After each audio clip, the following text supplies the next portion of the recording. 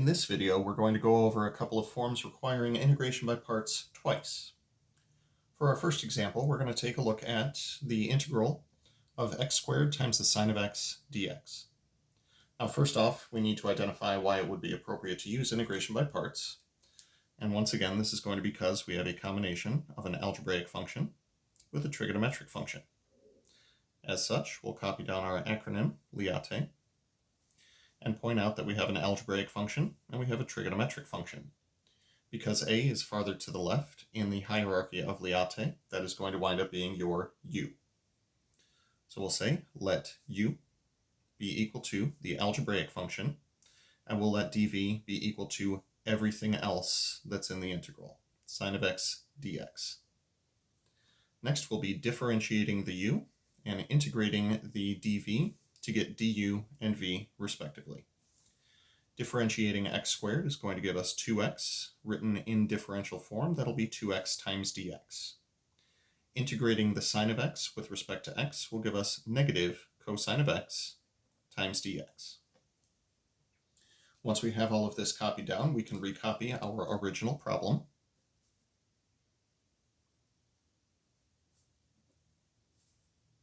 And copy down our integration by parts formula. So the integral of u times dv is going to be equal to u times v minus the integral of v times du. So with that in mind, u times v is going to be x squared times negative cosine of x. That dx shouldn't be there. We integrated. That shouldn't be there.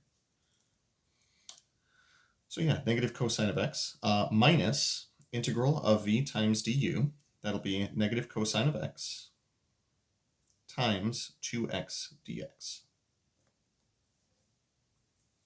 Now what I'm going to do is try to pretty this up a little bit, make it look a little bit nicer. We'll call this negative x squared times the cosine of x. We have minus a negative. We'll go ahead and change that to plus a positive. We have a constant multiple of 2 that we can pull out, and we'll be left with x times the cosine of x dx. Now, to the keen-eyed observer, you might notice that this is the same integral as what we had in our previous problem, the integral of x times the cosine of x.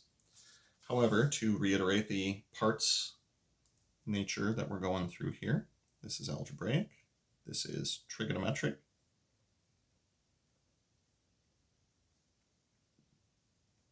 algebraic and trigonometric. That means algebraic is going to be the u this time. So once again, we'll let u be equal to x. We'll let dv be equal to everything else that's in here. So cosine of x times dx. Differentiate the u and integrate the dv, and we'll have the next two things that we need. Derivative of x is going to be 1 dx, and an integral of cosine of x dx is going to be the sine of x dx. Now with those things in mind, we can use these in a second integration by parts. I did it again. I don't know why I keep doing that. Come on, Professor Friday, get your head in the game. Man, you can tell that Professor Friday's in trouble when Professor Friday starts referring to Professor Friday in the third person. This just has disastrous spelled all over it. This has bad written all over it. Regardless, u times v, x times sine of x. Please note the extra set of parentheses that I'm using here, because we did have that coefficient of 2 in front, and that 2 will distribute through as we're progressing through this problem. Then we'll have the integral of v times du. That'll be the sine of x times dx. And as was the case with our previous problem, that leaves us with an integral of the negative sine of x, accounting for that extra negative that's in front. So that'll be a plus cosine of x. And then plus c tagged on at the end because our integration is now done. Now, whatever sorts of algebraic manipulations you want to do to it after this, that's completely up to you. I would say at the very least you should probably distribute that 2 through. And if you wanted to, you could group these in terms of the cosines and the sines, or you could just leave it as is. I think we'll just leave it as is. I do want to run through one more example and hopefully get all of the dx's in the appropriate places and not in the inappropriate places. Let's go ahead and try this one out. Here we have the integral of the natural log of x quantity squared dx.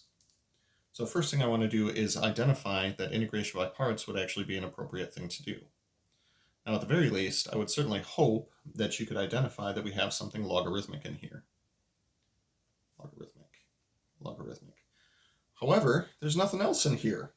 So why on earth would we know that we're going to be using parts for this? Well, technically, if you can pull out a coefficient of 1, which you can always do, 1 is technically algebraic. It is x raised to the 0 power. So even though you don't necessarily see it, there is an algebraic in here that you could consider. That'll take the form of the dx. So with that in mind, let's go ahead and identify what is u, what is dv. So u is going to be our natural log of x quantity squared. dv will simply be the dx. Differentiating the u will give us du, and integrating the dx will give us v. You know what, I want to start with that because I'm pretty good at integrating 1.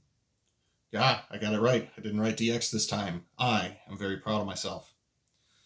For natural log of x quantity squared, we are going to need to make use of the chain rule for this one, since we have a square on the outside, so 2 times natural log of x to the first power. Then the chain rule says multiply by the derivative of the inside. And that'll be 1 over x dx.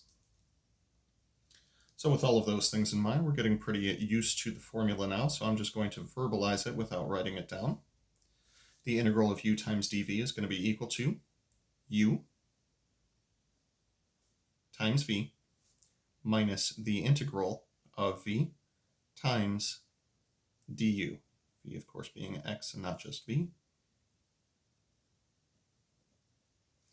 That'll give us x times 2 natural log of x times 1 over x dx. Now, this is a situation where a lot of algebraic manipulation should take place after this.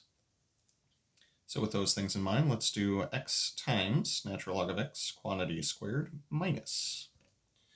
We have a 2, which is a constant multiple that can be pulled out of the integral, and we have an x times 1 over x. Those will cancel one another out to leave us with 1. And we will have the integral of the natural log of x dx. Now, very similar to the identification that we used earlier when we had a logarithmic function with nothing else around, making use of integration by parts was once again a good idea. So we'll identify that we have a logarithmic function and then nothing really else around, so we'll just call it algebraic. So we will say let u be equal to the logarithmic function, natural log of x. Let dv be equal to everything else in the integral. That would be simply dx. Differentiating at u will give us du. That'll be 1 over x times dx. And integrating dx will give us v.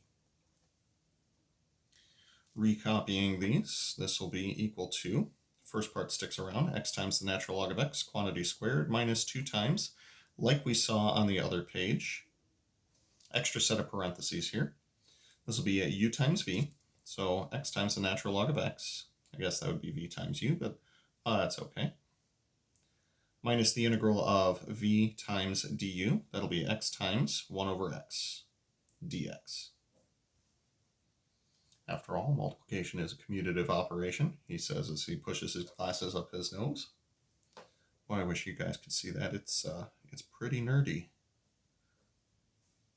So minus 2 times. X times the natural log of x doesn't require anything extra. Minus integral of x times 1 over x will simply cancel to become 1. And as I've pointed out several times already, we've already integrated 1 in the form of our other integrations by parts, so it shouldn't be that shocking to see it occur once again. So what I'm going to do is integrate my 1, and then we'll do one last step of algebra. Now, once the integration is done, we can tag on our plus c, which, if it hasn't already become so, will become the bane of your existence as a Calc 2 student. You will forget it frequently and get 1 point marked off on a lot of things, because that's just the way this works. We'll go ahead and distribute that minus 2 through. Get minus 2 times x times the natural log of x. Minus 2 times negative x will give us plus 2x. And we'll tag on our plus c all the way at the end. Now, as is the case for any of your indefinite integrals, we are finding an antiderivative, which means that if you ever want to check your answer, go ahead and take the derivative of that and verify that the result that you get is the same as the original integrand that we started with. I just did that in my head, and it totally worked because I am awesome. Thanks for coming to my TED Talk.